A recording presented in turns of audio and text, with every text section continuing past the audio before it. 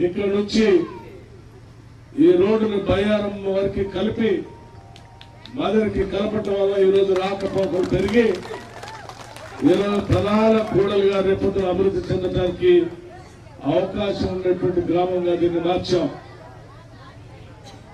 అలాగే ఈ మోటమరి గ్రామంలో గతంలో కాంగ్రెస్ పార్టీ ఆధ్వర్యంలో అనేక ఇళ్ల స్థలాలు పంపిణీ చేశాం. ఆ ఇల్లు కట్టుకోవడానికి ఇందిరమ్మ ఇల్లు ఇచ్చాం. రాజీవ్ ఆరోగ్యశ్రీ కార్డు ఇచ్చాం, రేషన్ కార్డులు ఇచ్చాం, మహిళలందరికీ పెన్షన్లు ఇచ్చాం, 100 రోజులు పని కల్పించాం, ఇక్కడ లిఫ్ట్ ఇరిగేషన్ పెట్టాం, రకరకాల అభివృద్ధి కార్యక్రమాలు చేస్తూ చివరికి తెలంగాణ రాష్ట్రం అడిగితే తెలంగాణ రాష్ట్రాన్ని కూడా కాంగ్రెస్ పార్టీ ఇచ్చింది. ఇన్ని చేసిన కాంగ్రెస్ పార్టీ తెలంగాణ సంపదను కూడా ప్రజలకు పంచాలనేటువంటి ఆలోచనతో ధనిక రాష్ట్రంగా ఉన్నటువంటి ఈ రాష్ట్ర అభివృద్ధికి సంబంధించిన నిధులన్నీ కూడా ప్రజలకే చెందాలని గట్టిగా ఆలోచన చేసింది. కానీ దురదృష్టం, దళితులను ముఖ్యమంత్రి చేస్తానని, 3 ఎకరాల భూమి ఇస్తానని, ఇంటికో ఉద్యోగం ఇస్తానని, నిరుద్యోగ యువతి యువకులందరికీ నిరుద్యోగ భృతి ఇస్తానని, ₹1,00,000 రుణమాఫీ చేస్తానని రకరకాల మాయ మాటలు చెప్పి అధికారంలోకి వచ్చి 10 సంవత్సరాలుగా ఈ రాష్ట్ర సంపదను ప్రజలకు చెందకుండా త్వరలో బీఆర్ఎస్ పార్టీలో ఉన్నటువంటి పాలకులు వాళ్ళు పంచుకొని దోచుకోవటం వల్లే ఈరోజు రాష్ట్ర సంపద అంతా ప్రజలకు రాకుండా పోయింది.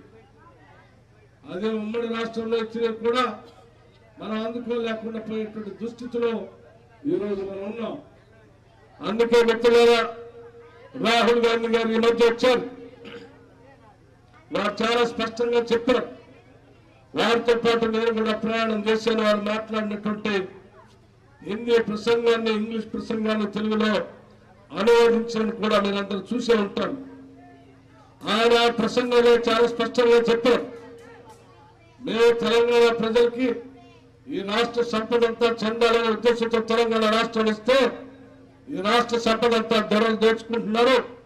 రేపు జరిగే ఎన్నికల్లో పోరు ఇది దొరల తెలంగాణకి ప్రజల తెలంగాణకి మధ్య జరుగుతున్నటువంటి ఎన్నికలు, ఇది ప్రజలు గెలవాలి, రాష్ట్రంలో దొరలు కాదని చాలా స్పష్టంగా చెప్పారు. ప్రజలు గెలిస్తే ప్రజా ప్రభుత్వం ఏర్పడుతుంది. ప్రజల ప్రభుత్వం ఏర్పడితే రాష్ట్రంలో ఉన్న సంపద అంతా ప్రజలకు పంచవచ్చు. అలా పంచడం కోసమే మేమందరం ఆలోచన చేశాం, ఏమేం పంచాలి, ఏ సంపదను ప్రజలకు ఎట్లా చేకూర్చాలనేటువంటి ఆలోచన చేసినప్పుడు ఆదిలాబాద్ నుంచి ఖమ్మం వరకు దాదాపు 4 నెలలు చేసినటువంటి పాదయాత్రలో భాగంగా అనేక మంది రైతులు, మహిళలు, విద్యార్థులు, యువతి యువకులు, వృద్ధులు, దళితులు, గిరిజనులు అందరూ కలిసి నాకు కొన్ని వారి వారి బాధలు, ఇబ్బందులు అనేక గ్రామాల్లో చెప్పారు.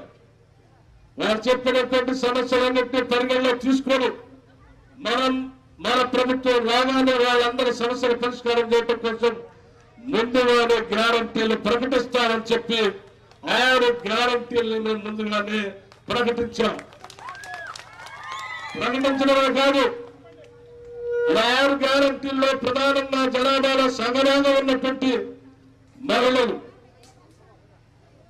ఎందుకు మహిళల గురించి చెప్తా ఉన్నామంటే చాలా గ్రామాల్లో మహిళలు కలిసి ఉన్నాం. భర్త చనిపోయినటువంటి మహిళలు, వృద్ధులైనటువంటి మహిళలు, ఒంటరిగా బతున్నటువంటి మహిళలు, భర్త ఉండి కూడా జీవన ఆధారం లేకుండా పడుతున్నటువంటి మహిళలు, చిన్న చిన్న పిల్లలు పెట్టుకొని అయ్యా మేము వీళ్ళ భవిష్యత్తు కోసం బతుకుతా ఉన్నాం, మేము ఎదుర్కొనేటువంటి సమస్యలు చూస్తా ఉంటే మేము బతకలేము, కానీ ఈ చిన్న చిన్న పిల్లల్ని బతికించడం కోసం, వాళ్ళ భవిష్యత్తు కోసం ఇన్ని సమస్యలు ఎదుర్కొంటూ కూడా మేము బతుకుతా ఉన్నాం.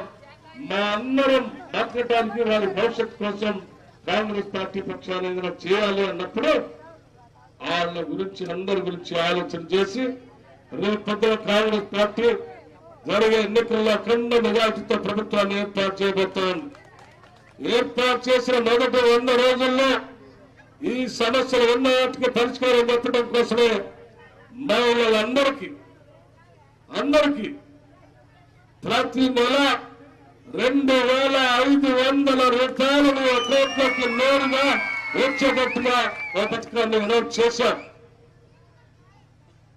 కూలీనాలు చేసి సాధించుకున్నటువంటి డబ్బు ఒక గ్యాస్ సిలిండర్ కొనడానికి 1,150 రూపాయలు అవుతా ఉంటే వాళ్ళు అంతా కూడా ఖర్చు అయిపోతుందనే ఆలోచనతో గ్యాస్ సిలిండర్ ని రేటు తగ్గించి కేవలం 500 రూపాయలకే గ్యాస్ సిలిండర్ ఇవ్వాలని కూడా ప్రకటన చేశాం.